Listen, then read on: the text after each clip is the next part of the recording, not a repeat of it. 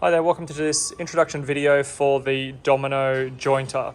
As we get started, I'm going to take you through the process of setting up the Domino machine as well as showing you the PPE required. So firstly, I've got the Domino box out. Secondly, I've got my PPE, I've got my earplugs, I've got my safety goggles.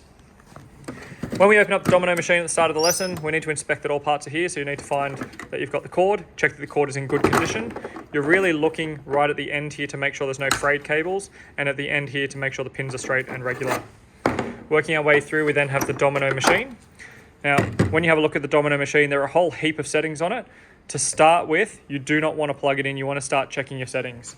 So you begin by opening this up. This little lever here will then tighten that, and that gets you your nice 90 degrees. If you're not sure, have a look to the side and you can see your little protractor there. Next setting you want to be looking at is you want to be looking at the height gauge. Now, you need to get the height that is closest to the timber that you're working with. So when we're using 19mm timber, we pick the 20 height gauge. If you needed to change it, you would release this lever over here for the height. This then lifts up the top section, change it to the height setting that you're looking for. So in this case, 28, push it down and lock it in. Again, lift it up, set it to the setting you want. So for me, I actually want it at 20, push down and lock it in place. So I now have 1 and 2 have been locked into position. Next across is the depth gauge. This depth gauge here talks about how deep does the domino cut into your timber, and that's dependent on the domino that you're using. So when we're using a 6x50mm domino, the domino is 6mm thick and 50mm long. And so we need to cut 25mm into each piece of timber. So this is where we change from 20 depth to 25 depth. Simply click on this lever to release. Push this one down and pop it into position, and you'll see that it should be sitting very neatly popped in. If it's not popped in, just make sure you actually lock it into position. If it's not locked in like that, it won't work. Now your domino is set up and ready to use. Next video, I'm going to show you how to attach this particular attachment here. This is an aligning tool to help you when you're cutting into the end grain of the timber. So to start with, you want to release each of these black knobs and push the silver component as far back as possible. And this will then slide over the top and the front of your domino machine. And it should fit nice and neatly. Okay, you might need 2 hands to get this done. Once that's connected into position, you then lift these silver components over and lock them in. What you're doing is then locking the guide onto the domino machine. You do that for both sides here. You see it's got that little position to lock in just there. I'll show you again. Tighten that up so it's nice and snug. And now that's locked into position. From here, we're ready to plug our domino machine in once you've got your teacher's permission, connect it to the dust extraction system, and make your first cuts. Okay, so I've now got my domino plugged in and I'm ready to begin using it. And part of my pre-startup safety checklist is firstly, checking that I have my dust extractor connected, and that should be connected to a vacuum. The domino machine should not be used without a vacuum at any point because it ends up clogging the blade, causes it to overheat and can start a fire. Second, we have the power cord neatly plugged in and twisted to lock into position. Have your teacher demonstrate that for you, but the idea is you should not be able to unplug it when it's twisted in. So it's left to loosen, right to lock into position. Follow that cable along and the domino machine gets plugged into the outlet at the front of the vacuum cleaner. This means when the domino machine is turned on, the vacuum will automatically turn on once you have that flicked over into the automatic position. Then the power lead from the back of the vacuum is plugged in to the power into the classroom. At this point, you've got your domino machine set up, you've got your PPE on, you're ready to ask your teacher for permission to make your first cut. All right, so I'm now going to be making my first cut. You can see what I've got here is my first piece of timber. In this case, I'm cutting into the end grain, and I've got my center line marked here. Then got my timber with a bit of scrap wood connected with a G-clamp, getting it secure to the bench so it doesn't move around. You don't want your timber moving, you want to be focusing on your control of the domino machine, so you want to know that the timber is staying static.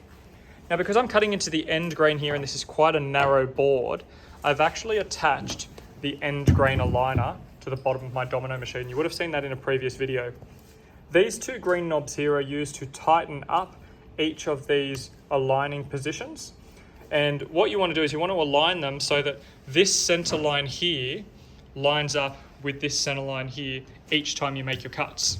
So when you have this attachment on, it's only for end grain cutting. Bring it over to the machine. I'm just going to move to above. As I slide it in, you'll see my center line is on the marking that I've got marked there right through the center, and the two wings on the side help to align it. I can then turn my machine on.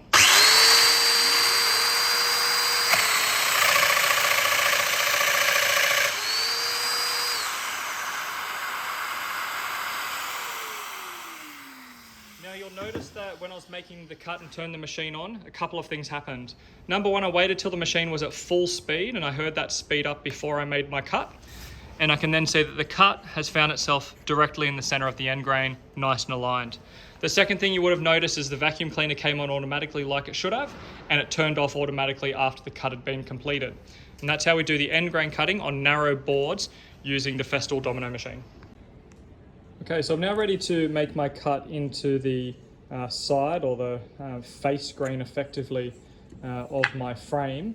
Because I'm not working on the end grain anymore, I've removed the end grain aligner from the domino machine. For this particular process, I've got the domino set to a tight fitting joint, which is the smallest joint. This will stop a little bit of the movement happening in the frame during the gluing process. You'll notice that I have my two pieces of timber here aligned back to back.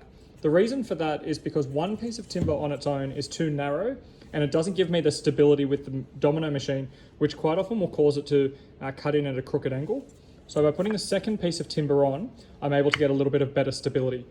The second thing I'm hoping you're noticing is that the edge of this timber here that I'm cutting into is hanging ever so slightly over the edge of the bench. And this is because the domino machine, if I tilt it to the side, you'll see that it's got a little bit of overhang as well. You don't want this base here touching the bench because it will cause your dominoes not to be aligned correctly in their height. So you want this flat edge here touching the face surface and this flat edge here hanging over the edge of the bed when you make your cut. So you'll line it up like this. Once again, if you look at the center line, you line your center lines up into position, get your domino steady, hold it into spot, and you'll be making your cut. Now I'm obviously going to need to put the phone down when I make this cut because it's a two-hand operation. So the machine is turned on, handle at the front is held as well, make my cut, and I'll show you in a minute how it turns out. All right, so we're back here and I've finished off this cut, and you'll see my domino has been cut into that position. While I was in this position with the machine turned on, I actually made this cut and this cut at the same time because I had my bench clear, I had enough grip mat, I had enough support, and I was able to do them all at the same time. Next thing I would do is flip the order, make my second cuts before I put the domino machine away. Your idea is you want to get all of your domino operations finished in a single lesson so that you don't start with one machine and finish with a different machine that might have slightly different settings.